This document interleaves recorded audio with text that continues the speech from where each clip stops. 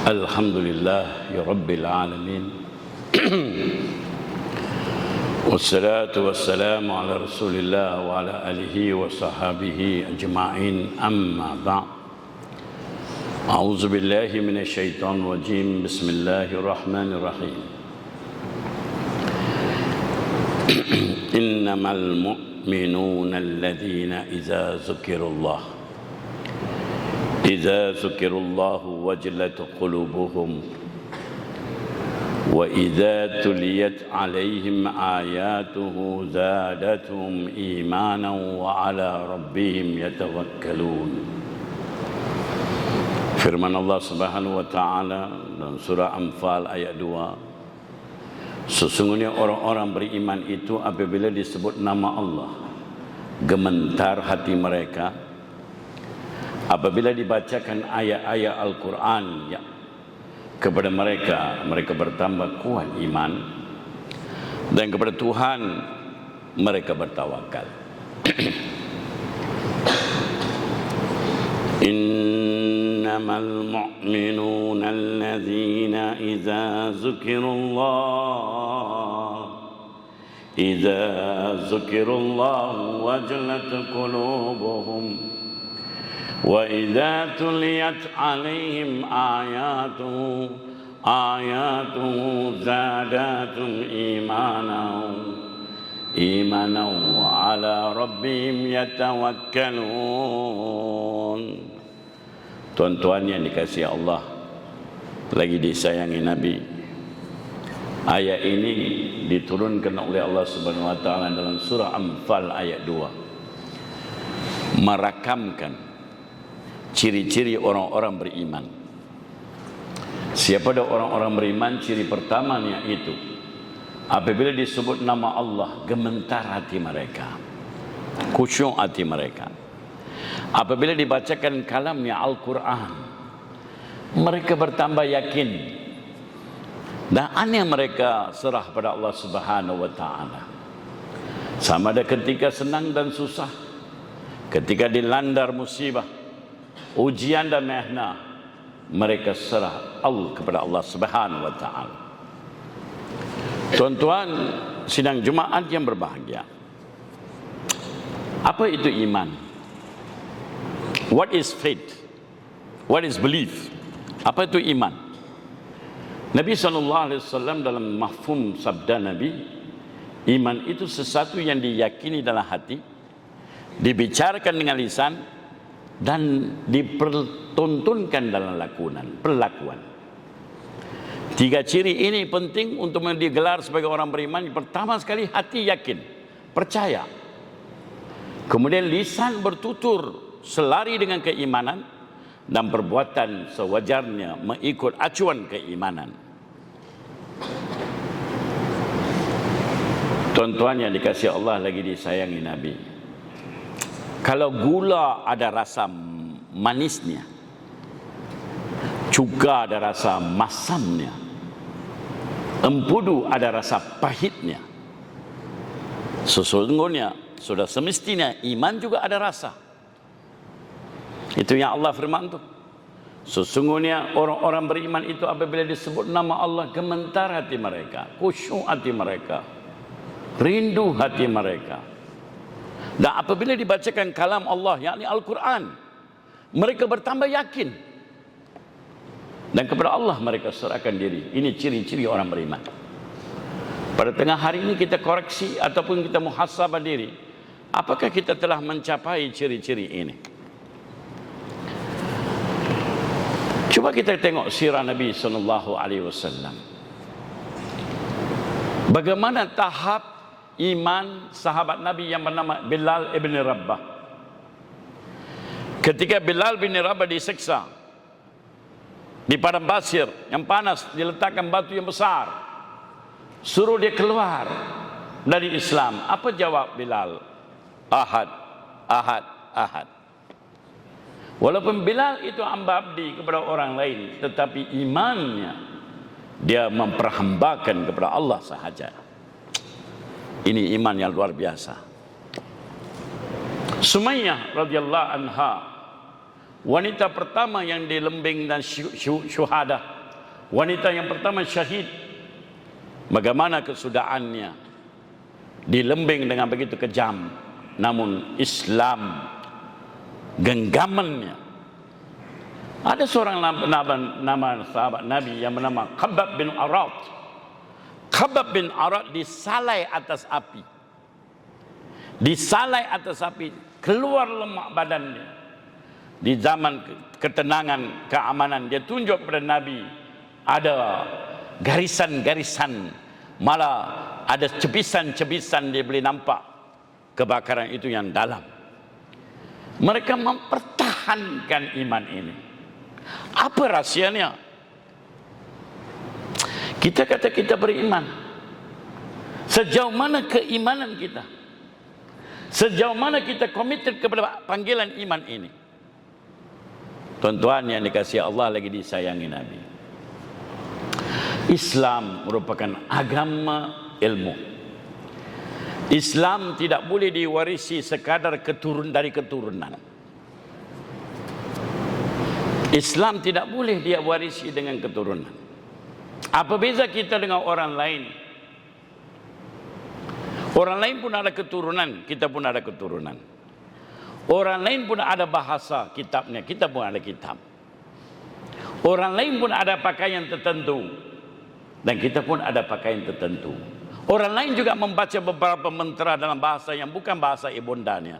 Kita juga membaca mantra-mantra yang bukan bahasa ibunda kita. Apa beza kita dengan lain? Wahal Allah kata dalam Quran, Inna dina indallahil Islam. Sesungguhnya agama di sisi Tuhan itu Islam. Maka dia di situ ada satu kelainan. Tuan-tuan yang dikasihi Allah, lagi disayangi Nabi, Allah turunkan ayat ini. Surah ini, ayat yang sangat luar biasa, dynamic. Dia ayat semalam untuk esok. Allah berfirman dalam surah Al-Imran ayat 190 hingga 191, firman Allah, A'udzubillahi minasyaitonir rajim. Inna fi khalqis samawati wal ard wa ikhtilafil laili wan nahar la ayatil lil ulil albab.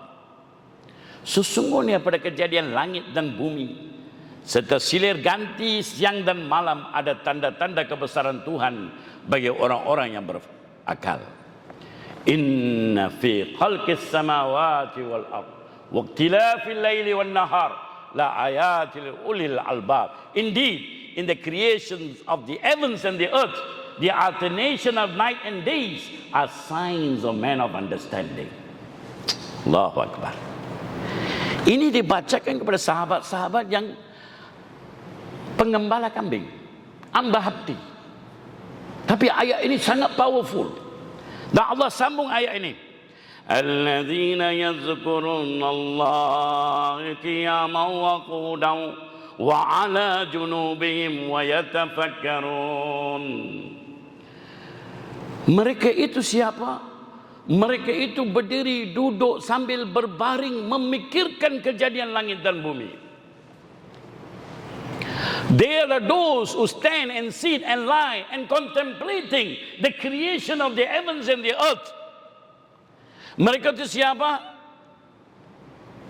Sesungguhnya kejadian langit dan bumi silir berganti siang dan malam itu ada tanda-tanda kebesaran Tuhan bagi mereka yang berfikir. Siapa yang mereka itu? Mereka yang duduk, berdiri dan baring memikirkan kejadian langit dan bumi serta memikirkan kejadian mereka sendiri seraya mereka berdoa, Rabbana ma khalaqta hadza batila subhanaka faqina azabannar.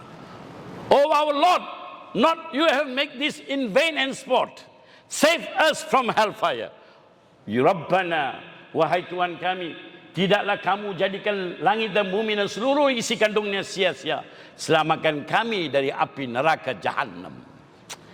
Ayat ini very scientific. Ayat ini membuat seorang Muslim sentiasa bersama dengan alam pemikiran, sentiasa membawa dirinya untuk memikirkan kejadian dirinya sendiri, memikirkan kejadian isi alam yang begitu besar dan luas. Seraya doa mereka sangat penting. Rabbana, wahai Tuhan kami, tidaklah Engkau jadikan ini sia-sia. Ini satu ayat motivasi. Pada tengah hari yang mulia ini, dalam masa yang pendek ini, banyak keajaiban.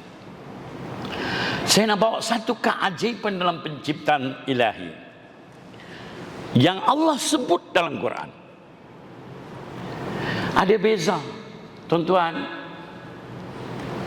Saat bila turunnya Islam kepada bangsa Arab jahiliyah, satu bangsa yang tidak dipandang oleh mana-mana tamadun. Ramai sejarawan apabila mereka tulis tentang Arab, orang Arab, mereka kata ini satu kaum yang tidak dipandang. Rom melintasi mereka, Parsi melintasi mereka, tapi mereka tidak mau pandang mereka. Sebab kejahilan dan kemunduran mereka tidak.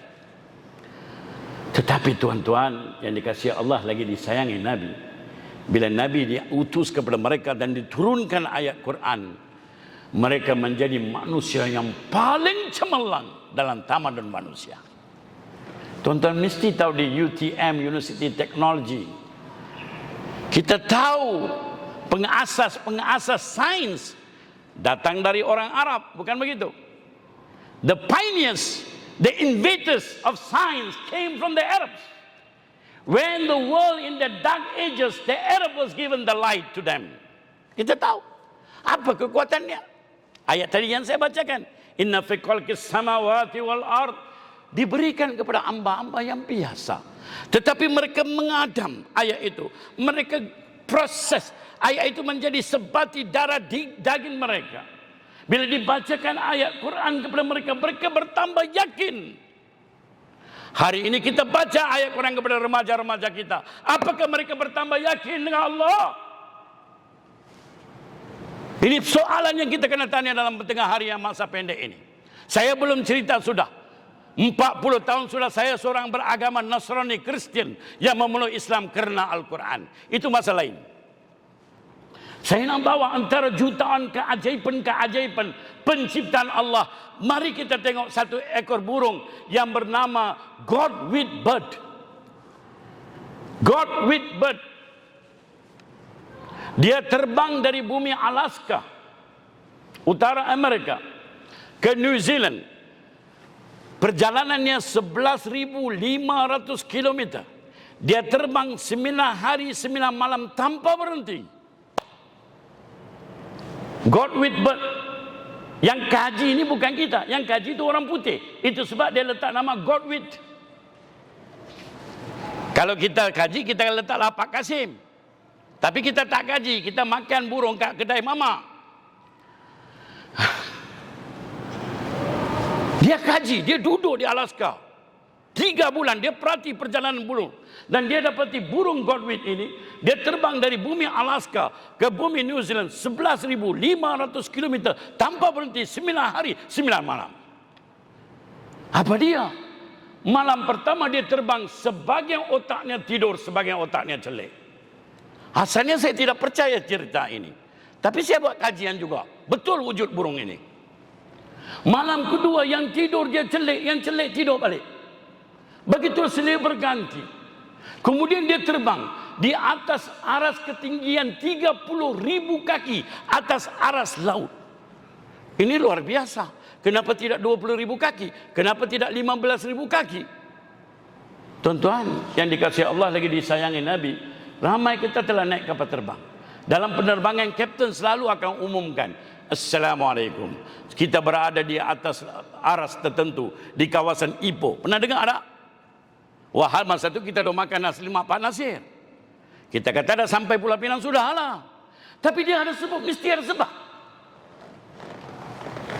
Dan kalau tanya orang yang pandai aerospace, dia akan bagi tahu 30.000 kaki atas aras laut dipanggil satu nama. Allahumma salli ala Muhammad wa ali Muhammad. Dia panggil apa? Jet stream. Kalimat ini orang aerospace dia faham. Jet stream. Apa itu jet stream?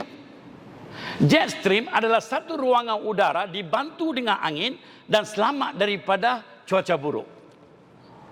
Burung ini terbang di atas aras itu, tidak kurang, tidak lebih. Siapa ajarnya? Dia tidak masuk di UTM. UTM ada aerospace. Ya, saya tak tahu, ini pertama kali saya datang. Dia terbang 9 hari 9 malam 30.000 kaki atas alas laut. Sebagian otaknya tidur, sebagian otaknya celek. Dia sampai hari ke-9 dekat New Zealand tanpa pemeriksaan custom. Dia jalan 3 bulan lagi, dia jalan-jalan cari makan di New Zealand.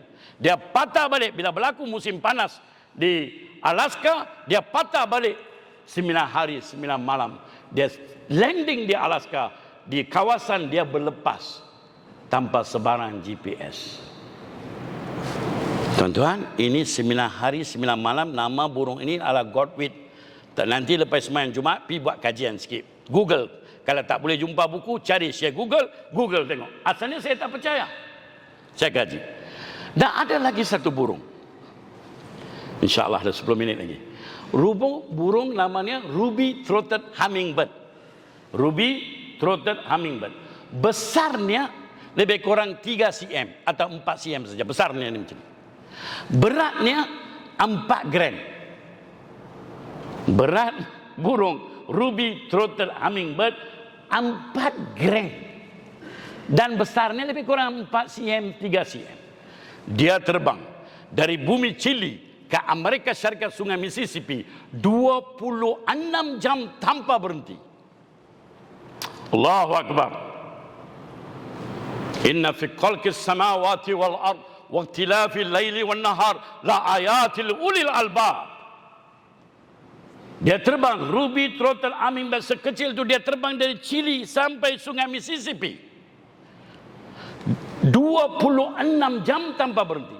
Dan 24 jam dia terbang di atas aras laut Teluk Meksiko. Kalau dia jatuh, mati burung itu. Dia pergi 26 jam, dia cari makan di Sungai Mississippi. Dia patah balik pun 26 jam. Sekecil dan sekerdil, seringan itu dia terbang. Hari ini manusia telah cipta kapal terbang. Dan saya juga dalam dunia penerbangan dulu. Dalam sistem penerbangan Malaysia, Mars dulu saya, 16 tahun. Paling lama sebuah kapal terbang boleh terbang tanpa berhenti paling lama 15 jam. Berapa jam tuan-tuan? 15 hours. Boeing, Airbus yang canggih boleh terbang tanpa berhenti 15 jam. Dan terkini mereka terbang dari Singapura ke Los Angeles 21 jam tanpa berhenti. Dan mereka pecah rekod dan mereka meraihkan dengan penuh kegembiraan. Kita telah memecah rekod. Kita sudah sampai 21 jam. Tapi sayang, nak patah balik enjin sudah rosak. Saya ulang, nak patah balik ke Singapura, enjin sudah rosak. Tapi burung yang sekerdil ini, seberat 4 gram, sebesar 3 cm, dia terbang 26 jam tanpa berhenti. Dan dia kembali 26 jam tanpa berhenti. Allah Rabbul Jalil Jalalu merekodkan mereka dalam surah Al-Mulk ayat 19. A'udzubillahi minasyaitonirrajim. Awalam yaru ila at-tayri fawqahum saffatin. Awalam yaru ila at-tayri fawqahum saffatin wa yaqbid ma yumsikunna illa Rahman. Innahu bikulli syai'in basir. Allahu Akbar. Patutkah manusia, Allah tanya, patutkah manusia menutup mata mereka dan tidak memperhatikan kuasa Allah di mana burung-burung terbang di atas mereka? Siapa yang menjaga mereka ketika burung-burung itu mengembang dan menutup sayapnya?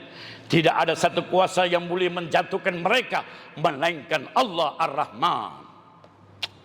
Do not they see above the birds that flies above them? Who controls them when they spread their wings? And who can control them from falling? Allahu Akbar. Surah Mulk ayat 19.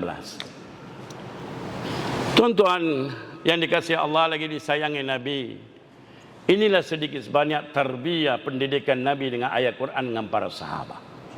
Hari ini kita baca Quran, Apakah dia masuk ke dalam hati kita? Hari ini kita baca Quran, apakah kita bertambah yakin dengan Allah? Hari ini kita baca Quran, kita bertambah yakin dengan Islam? Sahabah, Bilal, Sumayyah, Amr bin Yasir, mereka orang biasa-biasa. Tapi bila turun ayat Quran, dia transform them. They become the greatest nation that until the fall of the empires, sampai jatuhnya empire Romawi dan Parsi di kaki para sahabat Nabi. Karena keajaiban Al-Quran, mukjizat Al-Quran, empowerment Al-Quran. Seperti mana Allah firman dalam surah Anfal ayat 2. A'udzubillahi minasyaitonir rajim. Innamal mu'minuna alladzina idza zukirullahu wajilat qulubuhum wa idza tuliyat alaihim ayatuhum zadatum imana wa ala rabbihim yatawakkalun. Sesungguhnya orang-orang beriman itu apabila disebut nama Allah gemetar hati mereka. Apabila dibacakan ayat-ayat Allah bertambah yakin mereka, dan kepada Allah mereka serahkan diri. Tuan-tuan yang dikasihi Allah lagi disayangi Nabi, masa tidak mengizinkan saya untuk saya lebih mengupas keajaiban Al-Quran. Bagaimana Quran memberi empowerment, bagaimana Quran memuliakan kita, bagaimana Quran membebaskan kita dari kesempitan kepada keluasan, bagaimana Quran mampu menjana rezeki. Saya dari Pulau Pinang, tuan-tuan, mungkin pertama kali jumpa saya. Nama saya Kamarudin bin Abdullah. Lahir di Pulau Pinang dalam agama Kristen, 40 tahun sudah. Memeluk Islam kerana dihadiahkan kepada saya senaskah Quran dalam bahasa Melayu. Ayat yang membawa saya ke pintu syahadah adalah surah Ikhlas, keesaan Allah Subhanahu wa taala. Dan saya bertemu dengan salah seorang tokoh yang telah meyakinkan saya tentang Nabi Muhammad SAW. Tidak lain tidak bukan almarhum Syekh Ahmad Didat rahimahullah. Tuan-tuan mungkin kenal nama Syekh Ahmad Didat, antara tok guru saya yang membuka mata saya tentang kenabian Nabi Muhammad SAW dan kitab Yahudi dan Nasrani. Saya dah bawa beberapa oleh-oleh dari Pulau Pinang, antaranya keajaiban Quran, antaranya kisah-kisah padri masuk Islam, banyak lagi yang boleh tuan-tuan dapat di luar nanti. Dan ada juga gift box yang boleh tuan-tuan manfaatkan untuk diri, untuk anak-anak. Malah yang paling utama sekali, kita hadiahkan kepada rakan-rakan kita non-Muslim. Ya, masa tidak izinkan saya memang nak cakap bab itu, tetapi oleh kerana masa saya kena tukar menjadi iman. InsyaAllah mudah-mudahan saya akan datang lagi, boleh bicara tentang keperluan kita, kepentingan kita, kelebihan kita, hasanah dan apa kata sawab apabila kita berdakwah kepada seorang non-Muslim, apabila kita sampaikan Islam kepada non-Muslim, dan dengan hidayah Allah dia peluk Islam. Pada saat dia peluk Islam sampai dia mati, kita ada hasanah darinya, kita akan menuai pahala. Dan itulah harapan saya. Jazakallah khair doktor yang mengizinkan saya lebaran 20 minit. Dan alhamdulillah saya berterima kasih kepada pihak universiti. Dan kesimpulannya, insya-Allah kekuatan iman kita bersumberkan Al-Quran dan hadis Nabi, dan banyaklah rahsia-rahsia Quran yang mampu dicungkil untuk membina kekuatan merasai kemanisan. Seperti mana saya katakan tadi, gula ada rasa manis, cuka ada rasa masam, empudu ada rasa pahit. Sesungguhnya iman juga ada rasanya apabila kita mengkaji dan menelidik ayat-ayat Al-Quran, sudah pastinya akan bertambah keyakinan kepada Allah Subhanahu wa taala. Wa akhir dawana walhamdulillahi rabbil alamin. Assalamualaikum warahmatullahi wabarakatuh.